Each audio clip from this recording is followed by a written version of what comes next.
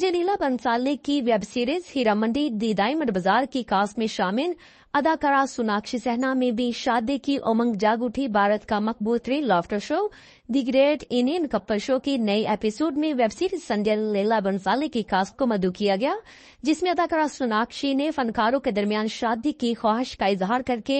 सबकी तवज्जो अपने जाने मबजूल करवा ली। लाफ्टर शो के नए प्रोमो के एक सेगमेंट में मेजबान कपिल शर्मा अदाकारा से फिल्म की एक्समंदी से मुतालिक सवाल करते हैं, जिस पर मनीषा कोइराला कहती हैं कि इन्हें हर सीन से पहले सेट पर हमेशा घबराहट का एहसास होता था, जबकि सोनाक्षी ने बताया कि उन्होंने शूटिंग के दौरान 12 से ज्यादा रीटेक नहीं लिए। इसके बाद रीचा ने जवाब दिया कि उन्होंने 99 रीटेक लिए, जिससे ने सबको हैरान कर दिया। नई किस्त के प्रोमो में मेजबान कपिल शर्मा सोनाक्षी से आलिया भट्ट और कियारा ले की मिसाल देते हुए कहते हैं कि उन दोनों ने शादी कर ली, आप शादी के बारे में क्या कहती हैं। जवाब में अदाकारा सोनाक्षी सिन्हा ने जले कहते और मजाक के अंदाज में कपल को कहा कि आप जले पर नमक छिड़कने का काम कर रहे हैं, क्योंकि आपको मालूम है कि मुझे शादी जोर से करनी है।